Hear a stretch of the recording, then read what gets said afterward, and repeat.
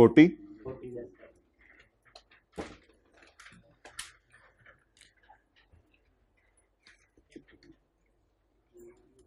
तो हम कोशिश करते हैं आज लेक्चर जो है 2 घंटे का ना हो, उससे कम ही हो। और IAS 38 का एक सवाल करेंगे जो, क्योंकि जो आज पढ़ें उसका कल पिछले पढ़े हुए से और कल आने वाले पढ़े हुए से ताल्लुक़ ना हो, ताकि हम वो जो IAS 12 का सवाल करे थे वो कल उसी तरह नॉर्मल तरीके से क्लास में रिज्यूम करें।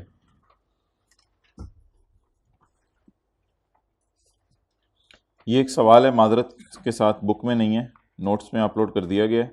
नोट्स डाउनलोड कर लें या फिर सिर्फ इतने पोर्शन की फ़िलहाल जो है वो अम्मी या अब्बू का मोबाइल लेके आएँ, उससे ज़रा तस्वीर खींच लें।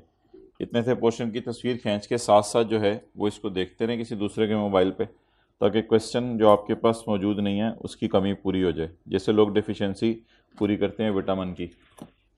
अच्छा जी, draft financial statements of Tulip limited for the year ended 31 December 2017 show the following amounts: total assets, total liabilities, net profit for the year. While reviewing the draft financial statements, following matters have been required: determine the revised amounts of assets, determine the revised amounts of liabilities, and determine the revised amount of profit after incorporating the above adjustments, अगर ज़रूरत पड़े।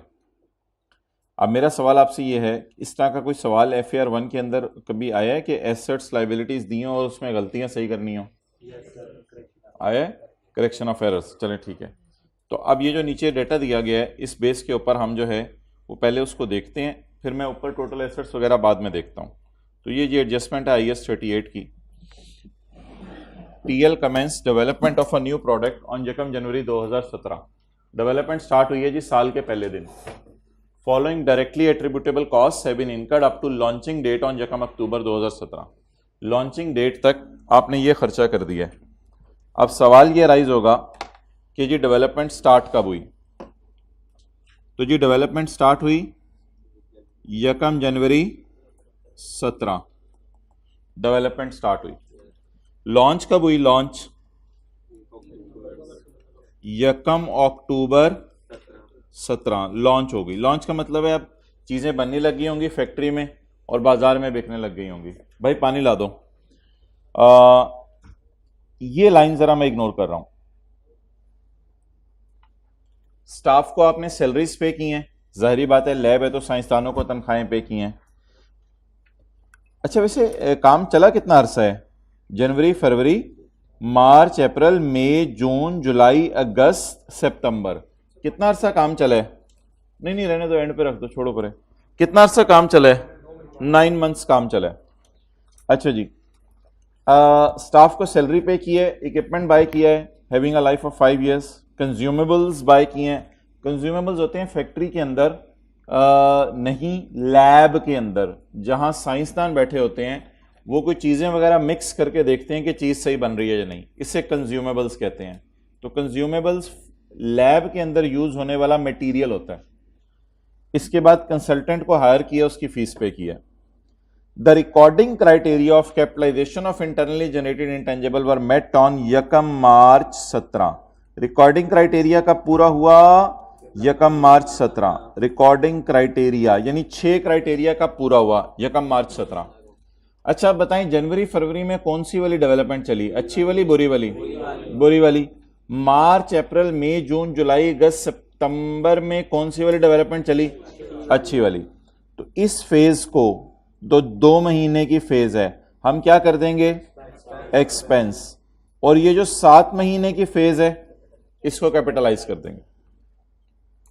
All cost have been incurred evenly during the period. Evenly का मतलब ये होता है कि अगर 2 महीने में खर्चा 14 रुपए हुआ तो 1 महीने में 7 रुपए। अगर 9 महीने में खर्चा 9 रुपए हुआ तो 1 महीने में 1 रुपया। इसका मतलब ये होता है all cost have been incurred evenly during the period except equipment which is purchased on 1 January 17 for this product. ये जो इक्विपमेंट है ना, ये तो नहीं थोड़ा थोड़ा करके खरीदा जाता, ये तो आप जाते हैं और जाके कीबोर्ड की तरह खरीद के ले आते हैं। तो स्टाफ सैलरीज थोड़ी थोड़ी करके दी जाती हैं। तो ये जो स्टाफ सैलरीज हैं, कंज्यूमेबल्स हैं और कंसल्टेंट फी है, इनका टोटल कितना बन रहा है? 332। ये स्टाफ सैलरीज कब से कब तक पे हुई होंगी? मैंने कहा था IS 38 में सबसे क्रिटिकल कॉन्सेप्ट ये होता है कि किस दिन लैब बंद हुई। वो जरा देख के बता दें किस दिन लैब बंद हुई? 1 अक्टूबर को। उसके बाद से स्टाफ को सैलरी देनी बंद कर दी होगी। लैब खुली कब? 1 जनवरी को। और साइंसदानों ने हिप हुर्रे के नारे कब मारे? 1 मार्च को। 1 मार्च से अच्छी वाली डेवलपमेंट शुरू हो गई। अब मुझे यह बता दें कि साइंसदान लैब में आए किस दिन? 1 जनवरी को। लैब बंद किस दिन हो गई, ताला लगा दिया? 1 अक्टूबर को। 9 महीने उनको तनख्वाहें दी होंगी, 9 महीने उन्होंने मटेरियल इस्तेमाल किया होगा, 9 महीने किसी कंसल्टेंट को उनके ऊपर रखा होगा कि ये उनको सुपरवाइज करे। ऑल कॉस्ट्स, ये भी all cost have been incurred evenly during the period except equipment which was purchase specifically on 1 January 17। Equipment खरीदा गया 1 जनवरी 17 को, और नीचे बताया गया एस्टिमेटेड लाइफ है प्रोडक्ट की 10 साल। इन इंटेंजिबल को 10 साल के ऊपर अमोर्टाइज करेंगे। सबसे इंपॉर्टेंट बात जो हमने क्लास में सीखी थी, इस 332 को किस फिगर पे डिवाइड करूं तो 1 महीने का खर्चा निकल आए? एक्सेलेंट भाई, ये बात अगर आपने पकड़ ली है ना तो ये मेन बात है। इसको 12 से डिवाइड नहीं करना। ये कोई ऐसी क्लास नहीं है जिसके अंदर हम ये एसेट्स ऐसे इंटेंजिबल होंगे हमेशा ही 12 से डिवाइड करना है। ना ना ना ना, इंटेंजिबल्स पे जो खर्चा होगा उनके बनाने पर वो जरूरी नहीं पूरा साल स्प्रेड हो। When lab open 1 January, when lab closed 1 अक्टूबर। कितने महीने खर्चा होता रहा? 9 महीने। इसको अगर मैं 9 से डिवाइड करूंगा और जनवरी फरवरी यानी 2 से मल्टीप्लाई करूंगा, ये एक्सपेंस में चला जाएगा और बाकी कैपिटलाइज हो जाएगा। तो पकड़े जी, 30, 90 और 212 ओरिजिनल एंट्री। पहला सफा छोड़ दें, दूसरे से वर्किंग शुरू कर दें।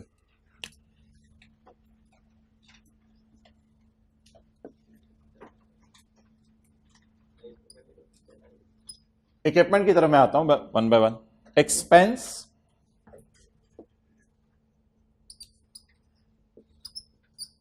और इंटेंजिबल।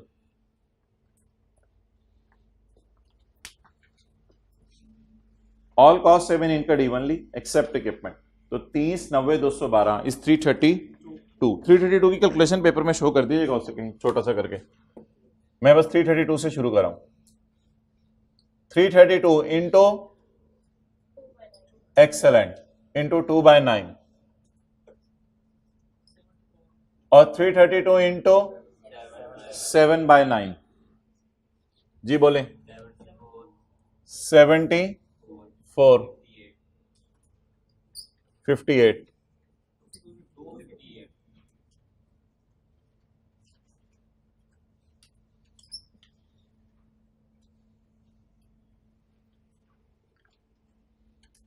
अब कुछ लोगों ने सैलरी एक्सपेंस डेबिट किया था, अभी मैं नजर मार रहा था, कोई मसला नहीं, बस एक्सपेंस डेबिट करना है। ये पता होना चाहिए P&L में क्या जाएगा, बैलेंस शीट में क्या जाएगा। और इकट्ठे एंट्री करने का फायदा यह है कि जरा टाइम सेव हो जाएगा। जिनको खर्चे में डालना है उनको खर्चे में डाल दें, जिनको कैपिटलाइज करना है उनको कैपिटलाइज कर दें। सबको अलग अलग क्रिया था, काफी टाइम लग गया होगा फिर। चलें नेक्स्ट, ये आगे चलें। सारे खर्चों को पकड़ के 2 महीने के खर्चे में डाल दिया और बाकी जिनको कैपिटलाइज करना था उनको कैपिटलाइज कर दिया। अब पीछे क्या बच गया? इक्विपमेंट। लाइफ को डिसरिगार्ड करें, कॉस्ट बताएं। 360।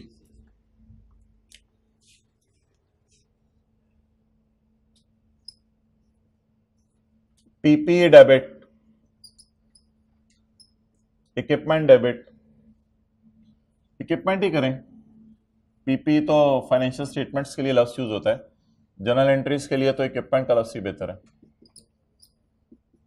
Equipment debit, cash credit. Amount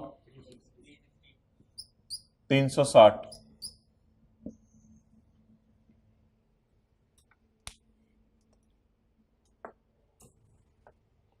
अब पूरे सवाल का ना एक इमेज ध्यान में लाएं, एक लैब सोचें, लैब, उस लैब के अंदर 2 महीने की तनख्वाहें साइंसदानों की, कंसल्टेंट फी और मटेरियल को खर्चे में डाल दिया, उस लैब के अंदर 7 महीने के खर्चों को कैपिटलाइज कर दिया।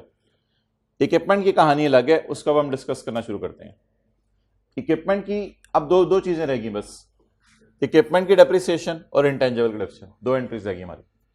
अब मुझे बताएं इक्विपमेंट जो इस्तेमाल हुआ है हमारा,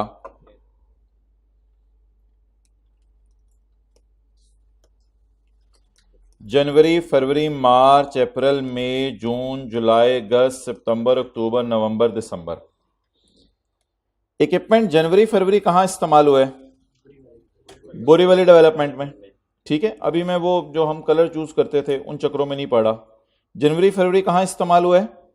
बोरीवली डेवलपमेंट में। और मार्च से लेकर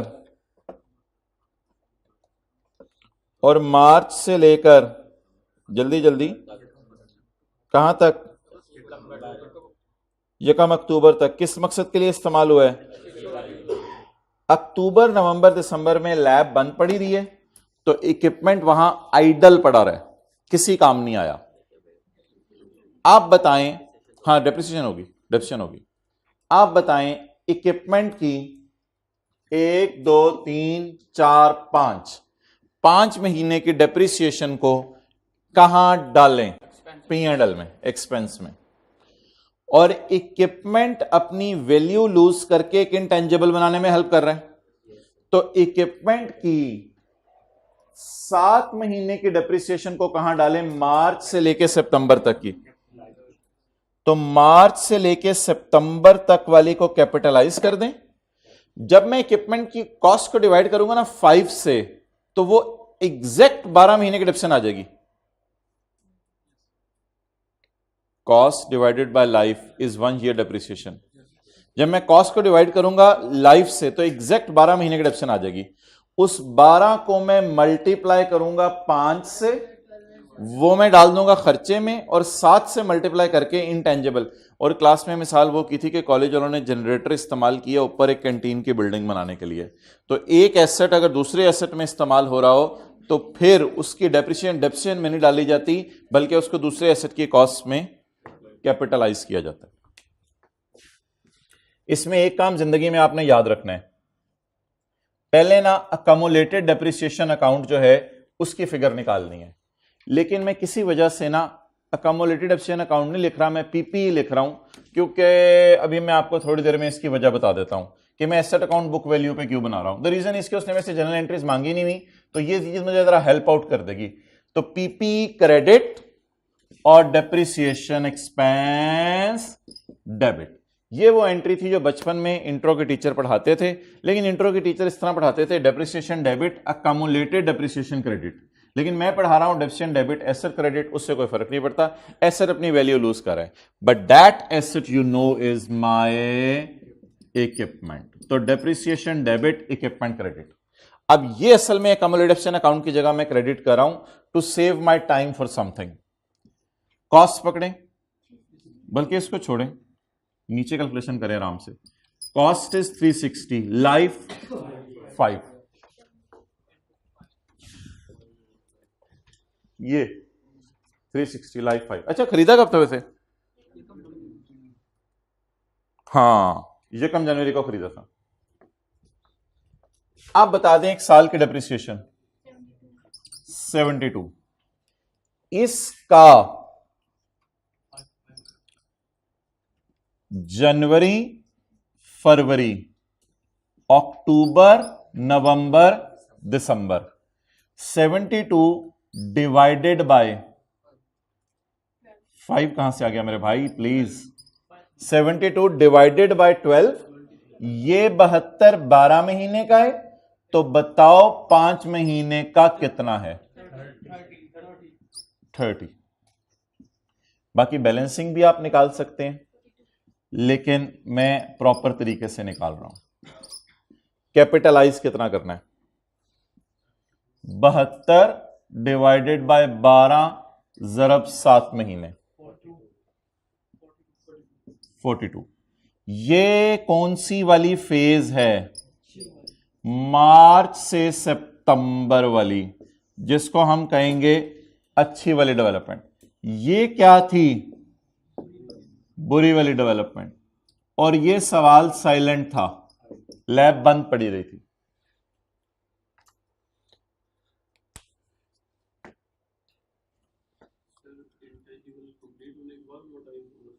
हाँ जी, इंटेंजिबल को इंशाल्लाह 1 अक्टूबर से ऑनवर्ड्स अमोटाइज करेंगे। जब तक इंटेंजिबल वर्क इन प्रोग्रेस है तब तक अमोटाइज नहीं होगा।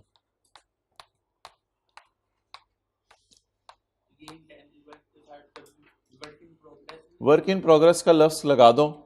अगर आपने इन दोनों जगह वर्क इन प्रोग्रेस का लफ्ज लगाना है लगा दो। फिर इसके बाद ये करना कि इंटेंजिबल डेबिट और वर्क इन प्रोग्रेस क्रेडिट, इन दोनों को जमा करके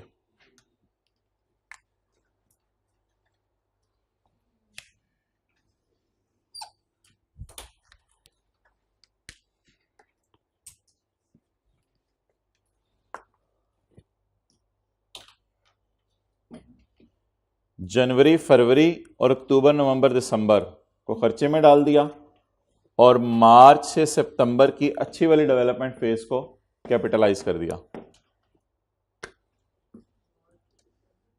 जी, मार्च से सितंबर।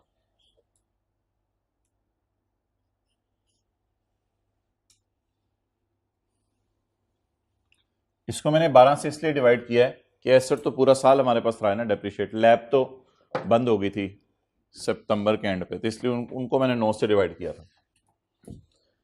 अब इंटेंजिबल की कॉस्ट, इंटेंजिबल की कॉस्ट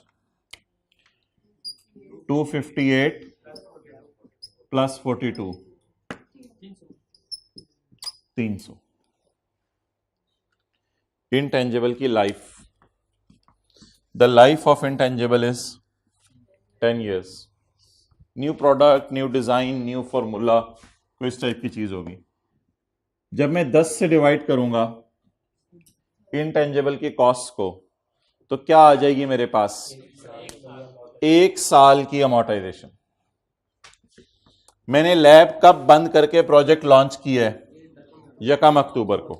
तो अक्टूबर, नवंबर और दिसंबर, ये वाला अरसा कौन सा होगा? अमोर्टाइजेशन का। और अब मैं वो चीजें इस्तेमाल करने लगा हूं जो मैं क्लास में करता था। क्लास में हम अच्छी वाली डेवलपमेंट को ग्रीन सिग्नल देते थे शायद, और बुरी वाली डेवलपमेंट को हम जो है वो रेड सिग्नल देते थे, और अमोर्टाइजेशन को हम स्काई ब्लू के नाम से हाईलाइट करते थे कि अब ये प्रोडक्ट लॉन्च हो गई है और इसको फैक्ट्री को दे दिया जाए। तुम्हें याद हो कि नहीं याद हो, हमने IAS 38 में यही डिस्कशन की थी।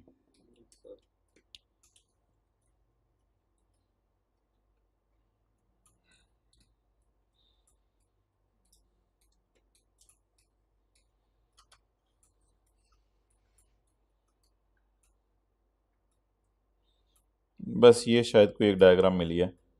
येलो रिसर्च के लिए यूज करते थे, ग्रीन अच्छी वाली डेवलपमेंट के लिए। अब एक दफा ना बस तसल्ली से सवाल दोबारा पढ़ लें, मेरी तरफ से ओरिजिनल एंट्रीज खत्म हो गई हैं। टीएल ने एक नई प्रोडक्ट की डेवलपमेंट शुरू की है 1 जनवरी को, और उसके लिए उसने ये खर्चे किए हैं 1 अक्टूबर तक। 9 महीने लैब खुली रही। साइंसदानों को तनख्वाहें, कंज्यूमेबल, कंसल्टेंट, 9 महीने का खर्चा है। रिकॉर्डिंग क्राइटेरिया कहीं मिड में जाके 1 मार्च को पूरा हुआ था। इट मींस फरवरी मार्च में रिकॉर्डिंग क्राइटेरिया पूरा नहीं था, तो इसको डिवाइडेड बाय 9 ज़रब 2 कर दिया और डिवाइडेड बाय 9 ज़रब 7 कर दिया। इक्विपमेंट इस्तेमाल हुआ पूरा साल, तो इसको डिवाइड बाय 5 करके 12 महीने की डेप्शन निकल आई। 12 में से 7 महीने की डेप्शन को कैपिटलाइज कर दिया इंटेंजिबल में, और 2 महीने की बुरी वाली डेवलपमेंट फेज को जब एक्सपेंस में डालते हैं तो उसकी अमोर्टाइजेशन को भी एक्सपेंस में, डेप्रिसिएशन को भी इंटेंजिबल की जो सॉरी इक्विपमेंट है उसको एक्सपेंस में डालेंगे। और अक्टूबर, नवंबर, दिसंबर को भी कहां डाल दिया? इक्विपमेंट की डेप्रिसिएशन को P&L में। अब सवाल के अंदर ओरिजिनल एंट्रीज पोस्ट हो गई। अब अगला चैलेंज सवाल में यह होगा कि रॉन्ग एंट्रीज क्या हुई हैं। पहले आखिरी एंट्री करवा दें। 300 डिवाइड बाय 10, अक्टूबर, नवंबर, दिसंबर, 3/12, 7.5, 8 आ रही है, नहीं 1 आती है मेरे ख्याल से। 7.5 है। अच्छा जी, एंट्री अमोर्टाइजेशन एक्सपेंस डेबिट, नहीं अकोमोलेटेड अमोर्टाइजेशन रहने दे, इनटेंजिबल का लफ्ज़ यूज करें। अभी मैं बताता हूं क्यों। हालांकि इन दोनों जगह अगर पेपर में खाली एंट्रीज मांगी होती ना तो मैं अकोमोलेटेड डिप्रिसिएशन और अकोमोलेटेड अमोर्टाइजेशन ही लिखता, लेकिन फिलहाल मैंने आसानी के लिए एसेट अकाउंट को बुक वैल्यू पे मेंटेन कर लिया। अच्छा, एक बात शायद आपने FAR 1 के अंदर पढ़ी हो कि एक बात आपने FAR 1 के अंदर पढ़ी हो कि कभी भी कैश की एंट्री अकाउंटेंट नहीं भूलता, क्योंकि जो ट्रांजैक्शन में कैश इन्वॉल्व हो रहा है उसकी एंट्री अकाउंटेंट भूलता नहीं। जब कैश दे दिया तो बस ठीक है, एंट्री होगी। अब ये वाला जो 360 है और ये वाला जो 332 है, ये वैसे for the sake of discussion बात कर रहा हूं, ये टोटल बन रहा है 692, 692। इस 692 से इसने कैश मस्ट क्रेडिट किया होगा, ये बात तो हमेशा याद रखिएगा।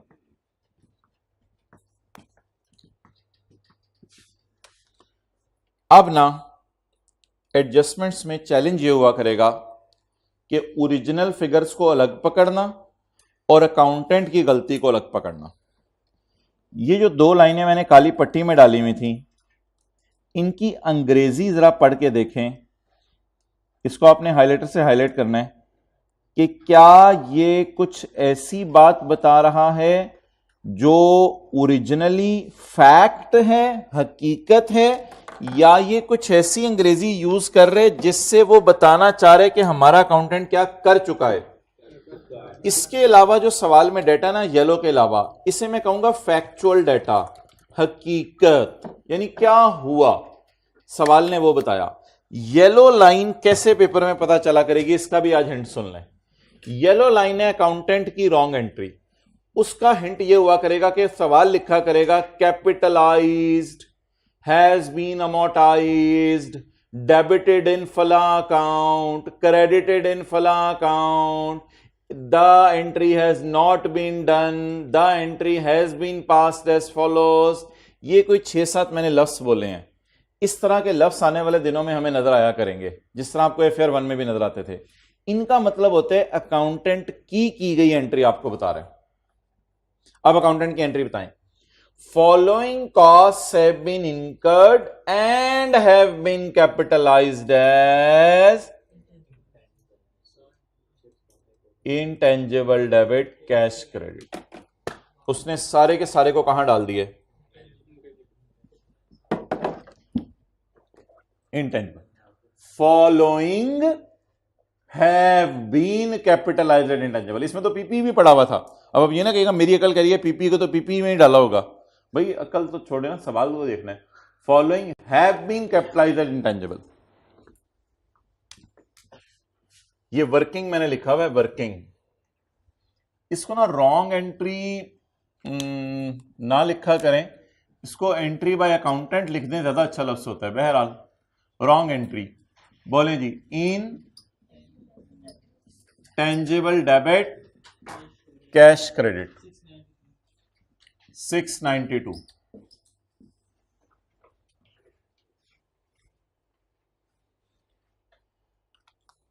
ना वो अच्छी बुरी डेवलपमेंट की फेज में निकला और ना जो है वो इस चक्कर के अंदर पड़ा, बोले कि मैंने इक्विपमेंट को इस्तेमाल किया किसी और चीज में तो उसे कैपिटलाइज अलग से करूं और उसको फिर डेप्रिशिएट अलग से करूं। तो ये सवाल की जान थी लाइन जो हमने येलो में हाईलाइट की है। लेकिन अगला सवाल अपनी जगह है, वो ये है कि एक वाइल्ड थॉट जहन में आ सकती है कि अगर उसने इनटेंजिबल को कैपिटलाइज किया है तो फिर गलत प्राइस से कैपिटलाइज किया तो गलत प्राइस से अमोर्टाइज भी किया होगा। ये एक थॉट जहन में आ सकती है और बड़ी जेन्युइन थॉट है कि माना कि तुमने इनटेंजिबल में डाल दिया सब कुछ, तो जब इनटेंजिबल को तुमने 692 पे रिकॉर्ड कर दिया, होना 300 पे चाहिए था, होना 300 पे चाहिए था। जब तुमने 692 पे रिकॉर्ड कर दिया तो शायद तुमने अगला काम ये किया हो कि अमोर्टाइज भी कर दिया हो, वो उसने नीचे क्लियर कर दिया। However we have not charge any amortisation in 17। Depreciation तो चार्ज की नहीं ना, डेप्रिसिएशन इसलिए नहीं चार्ज की कि उसने तो इक्विपमेंट को भी इंटेंजिबल बना दिया। इक्विपमेंट को भी इंटेंजिबल बना दिया। तो डेप्रिसिएशन का तो सवाल ही जहन में नहीं आया कि डेप्रिसिएट भी किया होगा। मसला सिर्फ ये आया कि उसने बनाया क्या है, इनटेंजिबल। तो मसला ये आया कि अब इसको उसने अमोर्टाइज किया या नहीं, ये बिल्कुल एक थॉट जहन में आ सकती है। सवाल वाले ने क्लियरली बता दिया उसने इसको अमोर्टाइज, बस रॉन्ग एंट्री मुकम्मल हुई। Now our challenge is not rectifying entry, our challenge is ये एडजस्टमेंट्स एसेट्स को, लायबिलिटीज को और प्रॉफिट को बढ़ाएंगी या कम करेंगी। अब सवाल में 3 चैलेंजेस हुआ करेंगे। चैलेंज नंबर 1, फैक्ट्स को पकड़ना, वो येलो के अलावा वाले हैं सारे, उनकी बुनियाद पे ओरिजिनल एंट्री करना। जो हो गया है उससे पकड़ना, उसकी बुनियाद पे क्या करना, रॉन्ग एंट्री करना। और आखिरी बात यह हुआ करेगी इसको रेक्टिफाई करना। अब रेक्टिफाइंग एंट्री नहीं उसने मांगी, उसने सवाल में हमें ड्राफ्ट फाइनेंशियल स्टेटमेंट्स यानी जो गलत हैं उसकी फिगर्स दे दी हैं 3, unadjusted assets, unadjusted liabilities, unadjusted profits. ये तीनों फिगर्स दी हैं और उसने सवाल पूछा है determine the revised amounts of these 3 after incorporating the impact of above adjustments. ऊपर वाली एडजस्टमेंट का इंपैक्ट डाल के इनकी रिवाइज्ड फिगर्स निकालें। चलें जी, अब सवाल का पहला सफा हमारा आ गया जहां पे हमने आंसर लिखना है।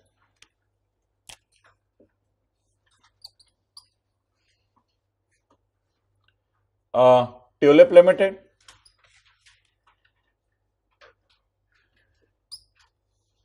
रिवाइज्ड फिगर्स, बस ऐसे कोई ये P and L balance sheet तो है नहीं, बस रिवाइज फिगर्स हमने निकालनी है। अनएडजस्टेड, अनएडजस्टेड फिगर्स, एसेट्स की बोलें कितना 2700, लाइबिलिटीज की बोलें 1620 और प्रॉफिट 398। आप लोग पूरा लिखिएगा, एसेट्स, लाइबिलिटीज और प्रॉफिट्स, इनकी गलत फिगर।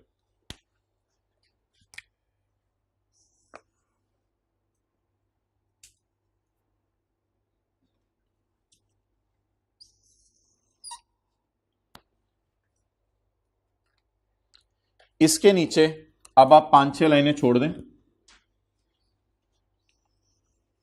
और आज एक स्किल सीखें, आज एक स्किल सीखें जो कि बहुत आसान सी स्किल है, कोई ऐसी मुश्किल चीज नहीं है।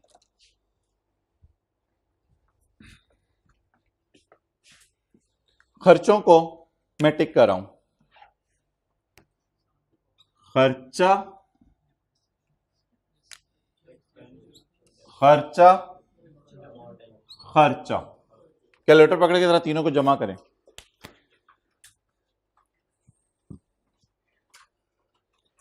खर्चा, खर्चा, खर्चा,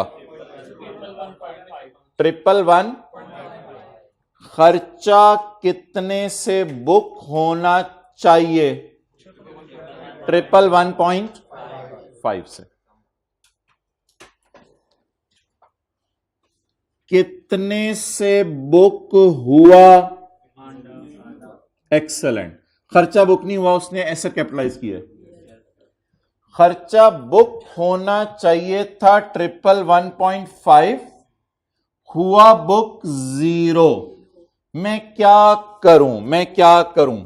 वर्सेस वाली कैलकुलेशन करता हूं। फुट नोट नंबर 1, यानी कि 7-8 लाइनें छोड़ के फुट नोट नंबर 1, खर्चा, खर्चा, खर्चा कितना आ गया जवाब? 111 वर्सेस 0। होना चाहिए था बुक इतने से, हो गया बुक इतने से।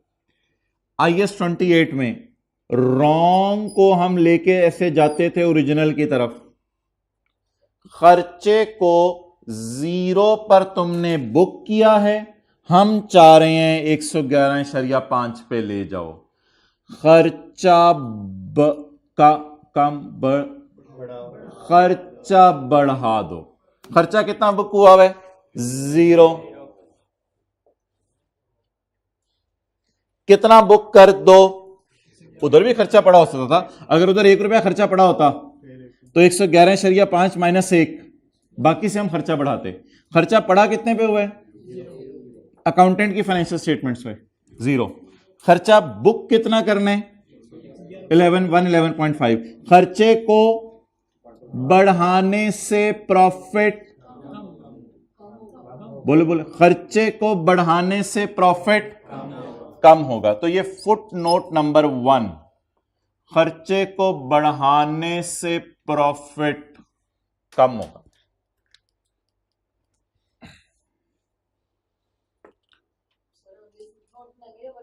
नहीं, ये फुट नोट कर दें, फिर ये पॉइंट 1 कर दें। बाकी अगर आपने इधर लिखना है तो वो आप लिख सकते हो, खर्चे का लफ्ज, एक्सपेंस का।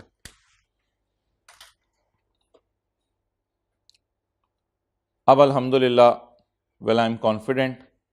इनटेंजिबल्स जरा देख लें, इधर कितने पड़े हुए हैं, उधर कितने पड़े हुए हैं। ट्राई करें इनटेंजिबल्स।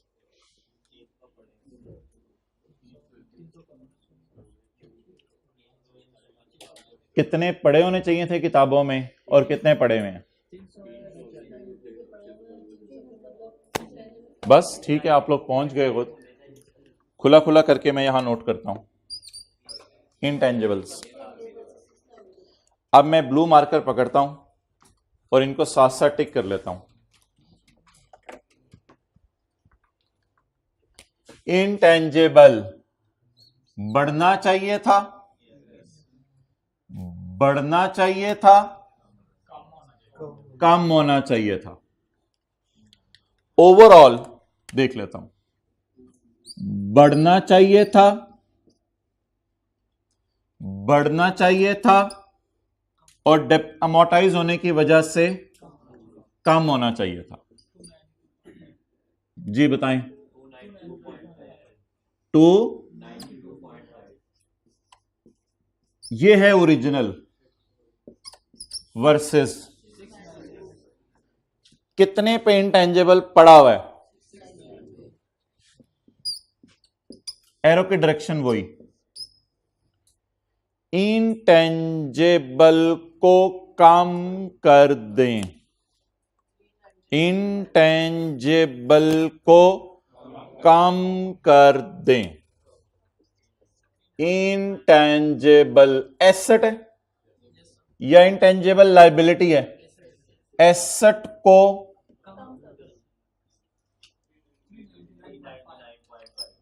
399.5।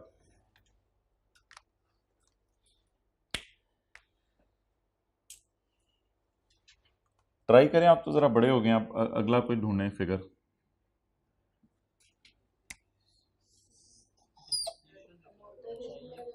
और डेप्रिसिएशन से पेड अमाउंट, डेप्रिसिएशन कहां से आएगा? डेप्रिसिएशन को फारिग कर चुके हैं। रेड और ब्लू वाले तो मैंने टिक कर दिए हैं। अब मैं ब्लैक में पकड़ता हूं। वेल डन, इक्विपमेंट बस बच गया।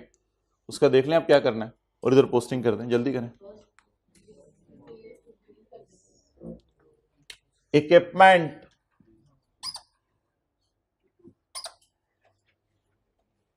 अच्छा सॉरी, मुझे उधर भी टिक करवा देना। वो वाला इंटेंजिबल में मैंने उठा लिया था, ये वाला इंटेंजिबल तो मैं उठा चुका हूं। इसको भी कंपैरिजन में ले लिया था ना वर्सेस वाली में। अच्छा, तो इक्विपमेंट बता दें कितने पे रिकॉर्ड होना चाहिए था, कितने से रिवर्स होना चाहिए था। पहले बताएं किताबों में आना कितने पे चाहिए? 360 माइनस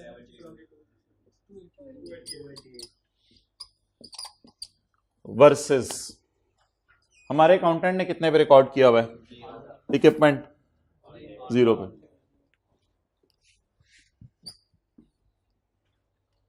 क्या करूं अब? उसने रिकॉर्ड किया था 0 पे, हम चाह रहे हैं किताबों में आ जाए 288 पे। तो इक्विपमेंट को क्या कर दूं, डिक्रीज या इंक्रीज?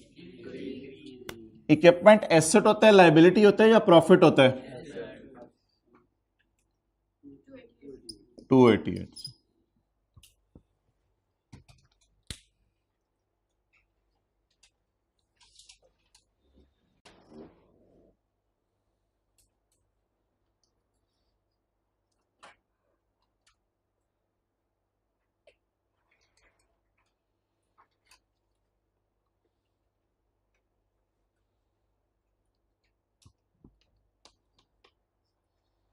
क्या रह गया?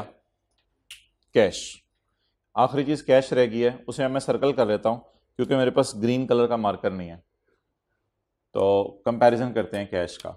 वैसे कैश रेक्टिफाइंग एंट्री में आना नहीं चाहिए क्योंकि अकाउंटेंट भूलता नहीं। कितने से कैश रिकॉर्ड होना चाहिए था, यानी कम होना चाहिए था? 692। हमारे अकाउंटेंट ने कितने से कम कर दिया? 692 वर्सेस 692। छोड़े पर या पेपर में कुछ नहीं करना। 692 versus 692। Decrease on increase in cash required और ऑलरेडी डन। बस, तो ये था जी सवाल। तो अब पहला काम सवाल में क्या करना होगा? Original entry. दूसरा काम येलो वाली अंग्रेजी ढूंढनी पड़ेगी। येलो वाली अंग्रेजी ढूंढनी पड़ेगी। ये टेस्ट में भी इस तरह का सवाल आना है। येलो वाली अंग्रेजी ढूंढनी पड़ेगी। और रॉन्ग काम रेक्टिफाइंग अल्हम्दुलिल्लाह आसान है। ये शायद इंट्रो के बच्चे को भी बिठा के थोड़ा सिखा दो कि यार ये दोनों चीजें कंपेयर करनी है। थोड़ा सा जरा कोशिश करो क्या कितने में डेबिट हुआ हुआ है और कितने में होना चाहिए था। तो ये स्किल आसान है, अगर थोड़ी सी डेवलप हो जाए आज घर जाके तो ये आसान है। हाँ जी, हाँ, कैश की एंट्री कभी भी नहीं अकाउंटेंट भूलता। आगे जी एडजस्टमेंट IS 2 की है, वो रिवाइज करने लगे हैं। इन्वेंट्रीज वाला स्टैंडर्ड IS 2। उधर रखो जरा कैमरा।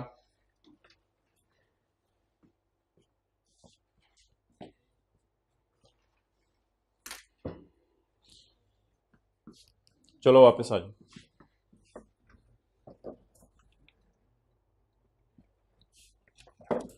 आफ्टर प्रिपरेशन ऑफ, चलो उधर ही रखो अभी कैमरा।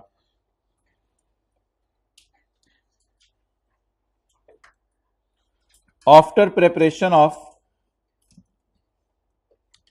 आप इतने से की तस्वीर खींच लें वरना वेबसाइट से नोट्स डाउनलोड कर लें। After preparation of draft financial statement a claim of 20 million was launched by customer.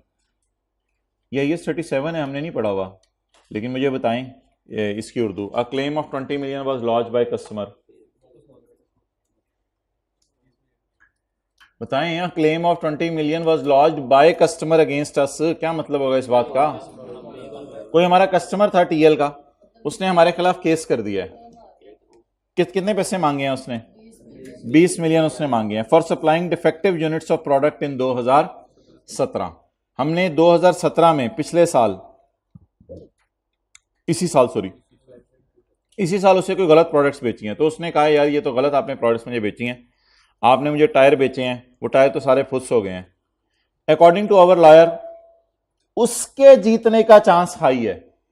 भाईजान ये परसेंटेज हम अप्लाई नहीं किया करेंगे, इसका मतलब लिखा करेंगे उसके जीतने का चांस हाई है।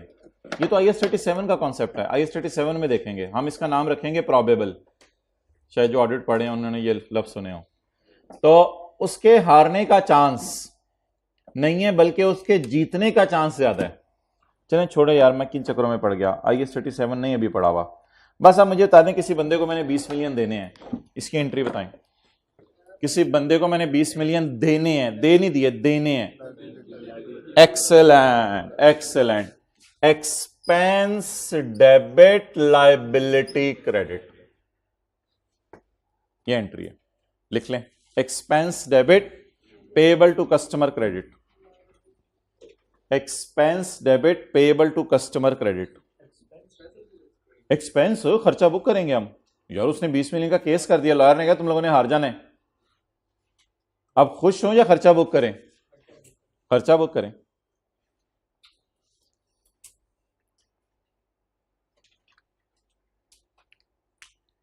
आपने बाहर निकल के जज्बात में आके खंबा तोड़ दिया। लोग इशारा तोड़ते हैं, आपने खंबा तोड़ दिया। अब टीचर ने खड़े होकर तो कहा भाईजान आप मारे गए हो। पुलिस वाले ने कहा भाईजान ये खंबे के पैसे देने पड़ेंगे आपको।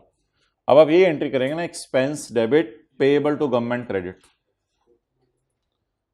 तो लीव इट। नहीं समझ आया तो नो प्रॉब्लम एट ऑल। ये किसका कॉन्सेप्ट है? एडजस्टमेंट नंबर कौन सी चल रही है आप? 2। पहले तो मैं फुट नोट दे रहा था ना, एडजस्टमेंट नंबर 2। ये भी लिख सकते हैं, रिकॉर्डिंग ऑफ एक्सपेंस, जो भी अच्छा लगे। जनरल एंट्री लिखना है जरूर, expense debit payable credit.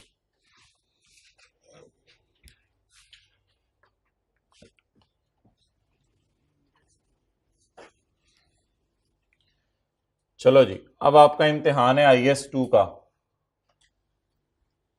Cost पे एसेट आता है, NRV पे आता है या किस पे आता है? लोअर। एसेट रिकॉर्ड किया जाता है कॉस्ट और NRV whichever is lower. तो it is purely a revision of IS 2।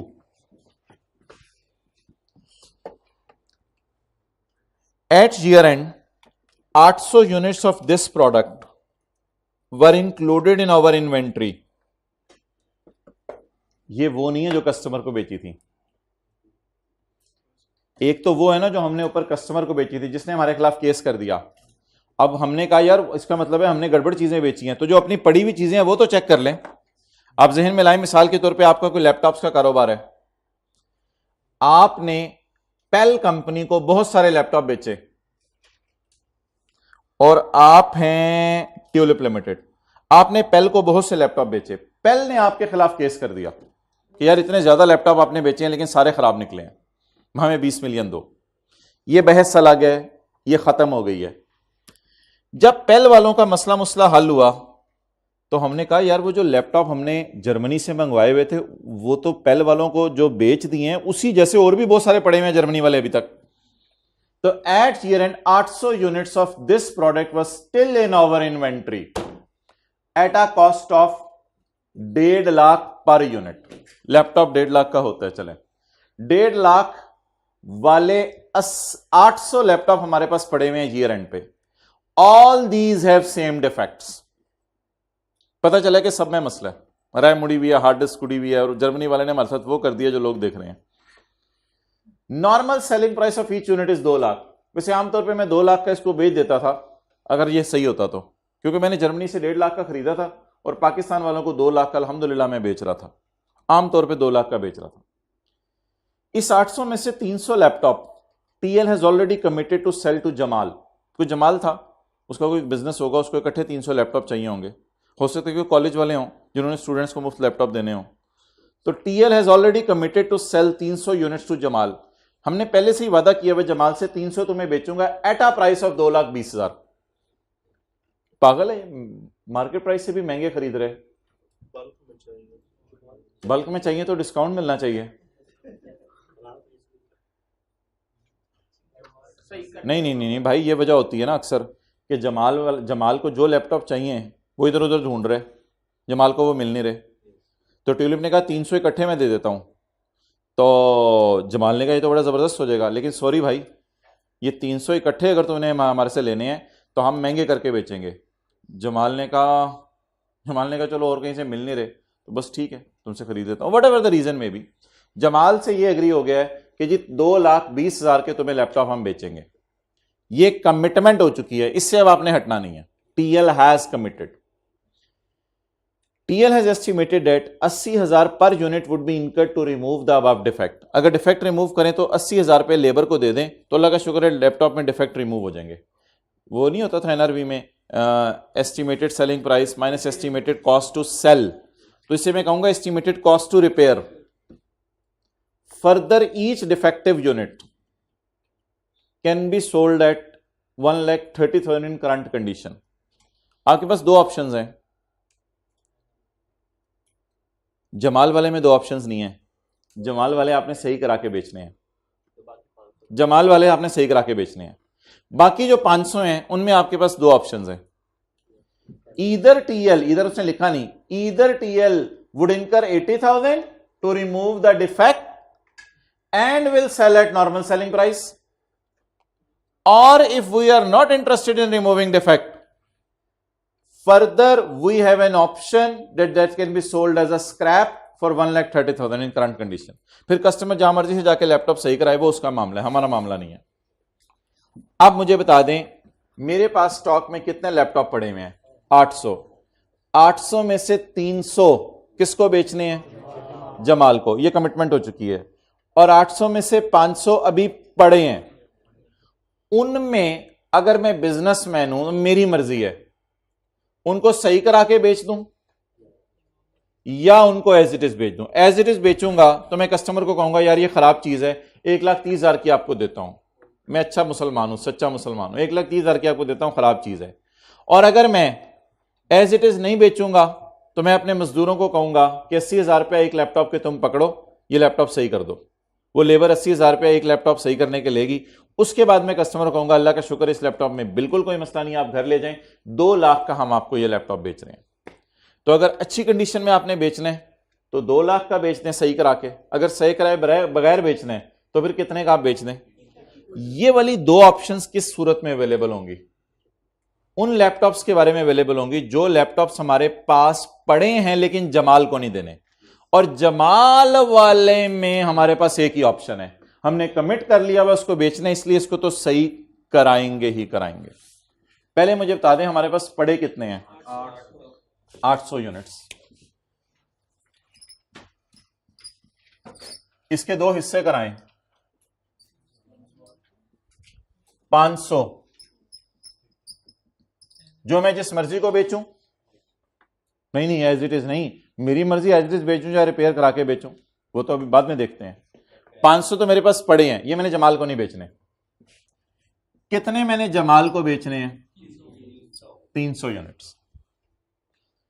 मैं ऐसा करता हूं, यहां निकालता हूं कॉस्ट, यहां निकालता हूं एनआरवी, फिर यहां निकालता हूं इनकी कॉस्ट, यहां निकालता हूं इनकी एनआरवी।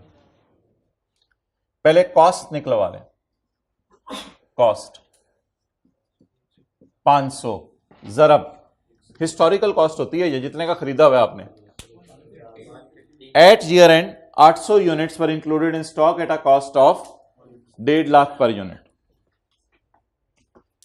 तो ये वाले 500 भी रुपीस 1.5 लाख के पड़े हुए हैं।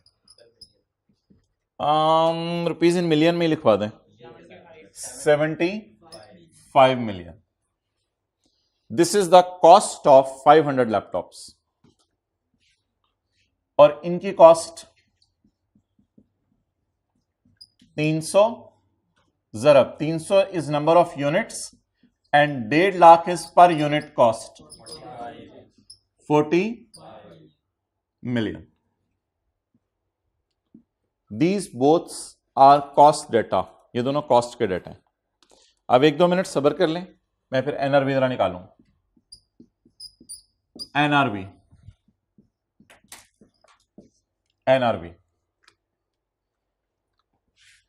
Estimated selling price. अब तो वो ऑलमोस्ट मेरे ख्याल से कंफर्म हो गई है क्योंकि अगले बंदे ने बता दिया मैंने कितने का लेना है।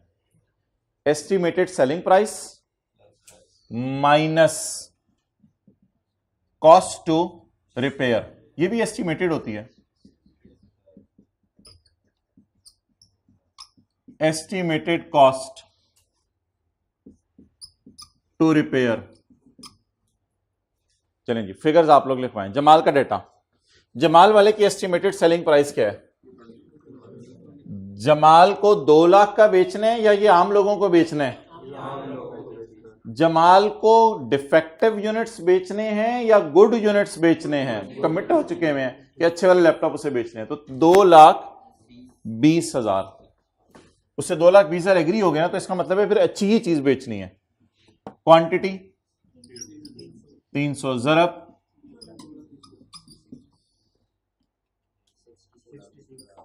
66 minus estimated cost to repair 300 जरब 80,000। 300 जरब 80,000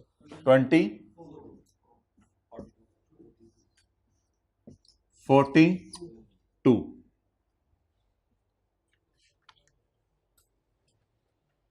एनआरवी लॉस या फिर बैलेंस शीट में स्टॉक कितने पे जाने हैं वो मैं आपको बाद में बता देता हूं, बस फिलहाल अब इसी पे गुजारा करें। कॉस्ट निकल आई है और एनआरवी निकल आई है। बेचारी एनआरवी लोअर आ रही है। इनकी वैल्यू मैं कैसे रियलाइज कर सकता हूं? दो तरह से, डिसीजन मेकिंग दो तरह से, मेरी मर्जी है, दोनों में से जो मर्जी करो। मैं दोनों ऑप्शन जरा देखता हूं। ऑप्शन 1 एज इट इज बेच दूं, एक ये ऑप्शन है। Option 2 after repair. अगर मैं एज इट इज बेचता हूं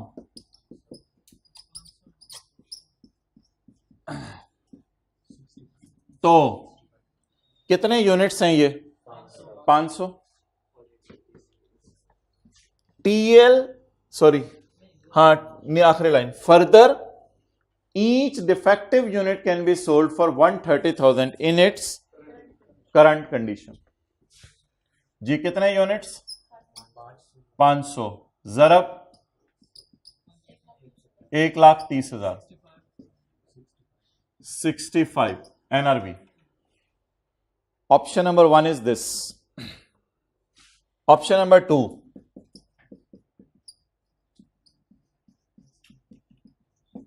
एस्टिमेटेड सेलिंग प्राइस। कौन सी वाली लूं? आफ्टर रिपेयर वाली, बिफोर रिपेयर वाली? आफ्टर रिपेयर वाली, बिफोर रिपेयर वाली? आफ्टर रिपेयर वाली। और इधर मैंने कौन सी एस्टिमेटेड सेलिंग प्राइस ली थी? बिफोर रिपेयर वाली। तो normally I will sell at 2 lakh.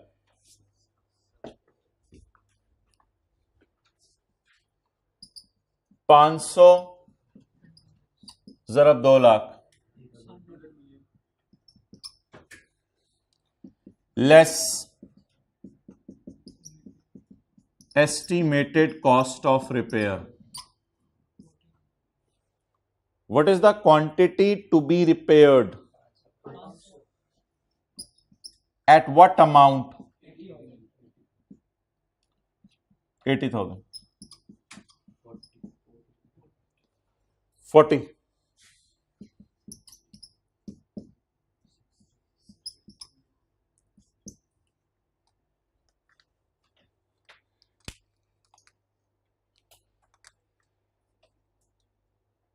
$60 लें, $65 लें एनआरवी।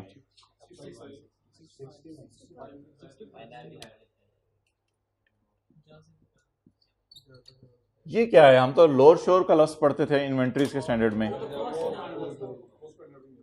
ये है डिसीजन मेकिंग। अभी मैं ये नहीं आपको कह रहा कि अभी 1 मिनट तो मुझे दे दें, पहले मेरा डिस्कशन कर लेने फिर नोट करें।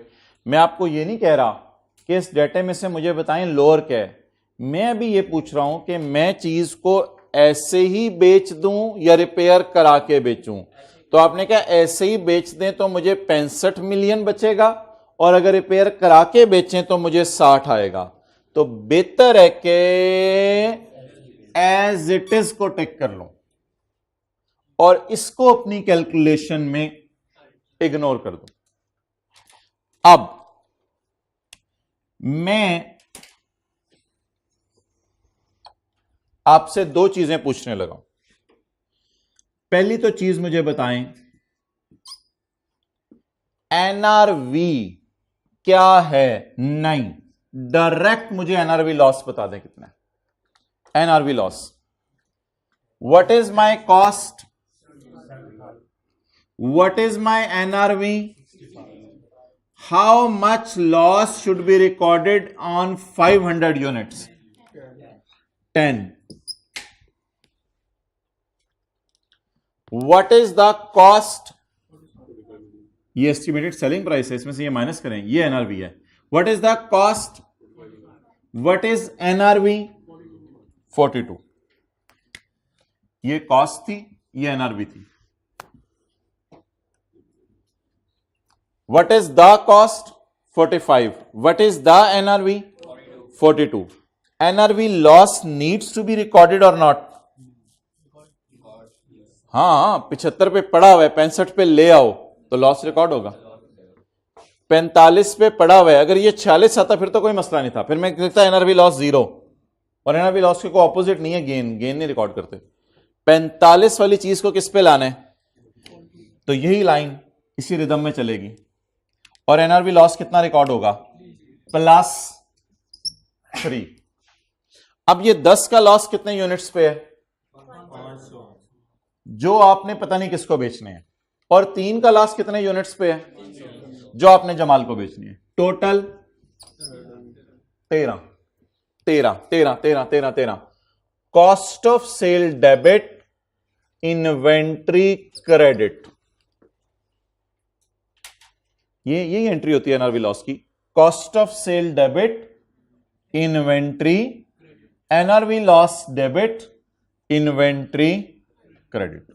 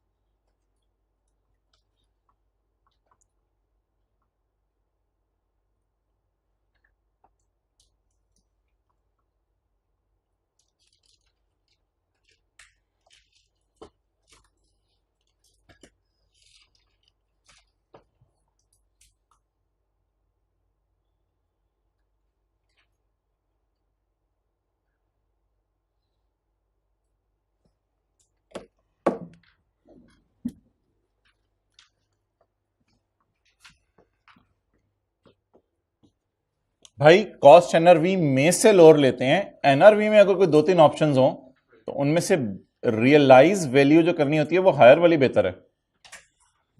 जैसे रिकवरेबल अमाउंट होती थी तो उसमें वैल्यू इन यूज और fair value minus cost to sell, उन दोनों में से हायर लेते थे। अब किताबों में चीजें किस पे पड़ी होंगी? कॉस्ट पे। मैंने किस पे लाना है? 10 का नुकसान होगा। किताबों में पड़ी होंगी 45 पे, मैंने लाना है 42 पे, 3 का नुकसान होगा। 13 की general entry, cost of sale debit, inventory credit. इस जनरल एंट्री को यहां पोस्ट कर दें।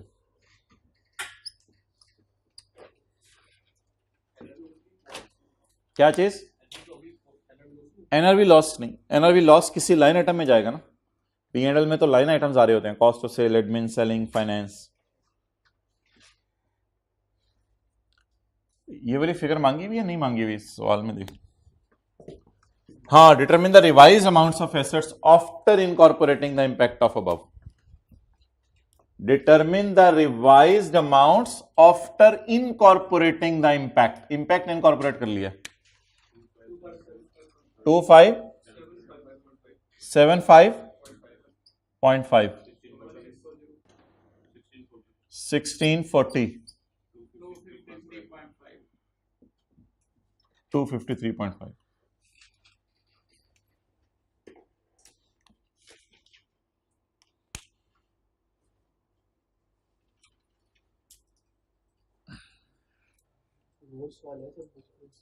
हाँ जी, और सवाल तो बड़े आने हैं। अब आने वाले जो टॉपिक्स हैं, IFRS 9 आएगा और आएगा, तो उस तरह के सवाल और बड़े इसके अंदर आएंगे जिसमें ओरिजिनल एंट्री होगी, रॉन्ग एंट्री होगी, फिर हमने रेक्टिफाइंग करनी होगी। हाँ हाँ हाँ हाँ, फिलहाल यही सवाल कर लें बस। हाँ, पार्ट 2 शुरू करते हैं, उसमें लीज करनी है, ISTL नहीं करना। कर दें शुरू। और ये दे आए, ये कार्ड उनको दे आए, नया लेके आए, उन्हें कहें ये करें रेडी।